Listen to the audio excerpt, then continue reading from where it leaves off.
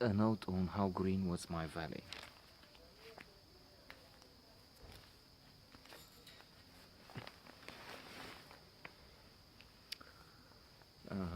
From the title, you one would sense some regret, some nostalgia, longing for the valley, how green was my valley. And I think on two counts that's strange for me now.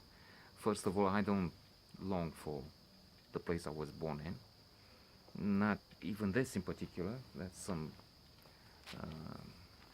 some scoundrels across the fence, and they might even manifest themselves during this note. I dislike this place in that sense. I wish I go to California, but then there are fires there. And then a second is this was a mining town, and green.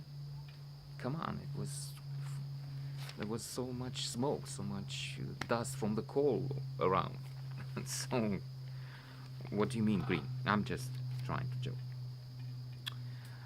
It's a Welsh mining village. At the turn of the century, family called Morgan, the Morgans, five sons, a conservative father. He is in many scenes trying to assert and maintain his authority, which is challenged from one point on. That is, the sons say, no disrespect to you, father, but then we're talking justice and fairness here. Um, that's because the economical situation is fragile. At one point, the owners of the mine, who are presented as evil, and we have the miners, even their unions, as representatives of the good, and I'm not too comfortable with that. I mean, I've lived under communism for so long. Communism has affected all my life. Many of the things which are wrong here in this place come down to that. Of course, it's human frailty, but there's a lot that the system, the communist system, or a left-wing society can do. So the sons talk about union, which is anathema for some. All right. Well, I get it. So having said things about communism, I understand that unions can and do protect the rights of workers and they're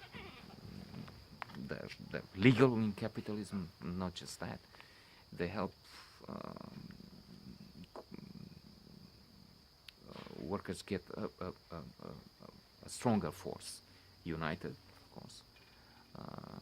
They can do much better. They can negotiate for higher salaries and so on. But then, again, unions are, if not most times, many times are involved on the wrong side. They press for things which management, owners, if they give in, then the business would go into the ground, because there's always this danger that, okay, you want higher salary, we will give you high salaries, but then there's no more profit. Or workers doing the same thing for companies in China, Vietnam, and other places will just send their products here, and ours won't sell, and that's the end of the affair, of the business. And I'm biased. I'm a partner in a small company, small to medium maybe, and it's difficult to have a profit.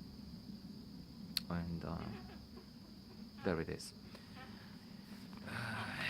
And you find workers laying around. The other side of this story of unions is I'm all right, Chuck. I've noted a couple of days ago on it, and it points out the excesses of the union. Even at one point want someone fired, but they don't want him fired at the same time. They have four people that have nothing to do, but because of their pressure, they just play cards at the working place. This guy can do an operation in 30 seconds, but the union was 10 minutes assigned to it, so 20 times more. They they can be ridiculous. Anyway, the 5 sons and a daughter, the most beautiful supposedly in the valley, and she falls for the priest. Angara falls for Grufid. I probably mispronounced some of these names, but there it is. And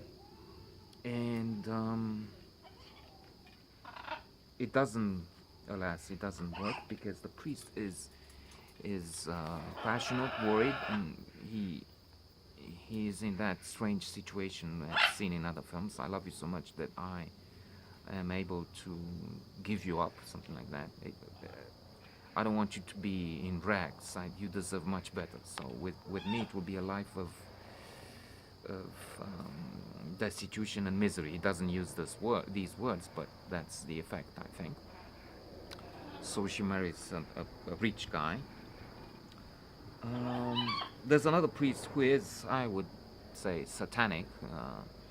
He thinks the unions are the work of the devil. I pretty much supported that point of view earlier on, but coming from his mouth, that's I feel satanic, devilish character myself.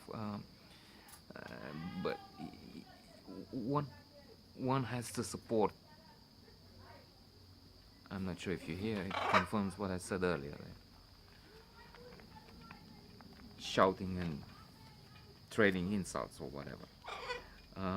There's also, as an evil character, a teacher who's arrogant, despicable. He's insulting the children, students. He has to pupils. He has to teach.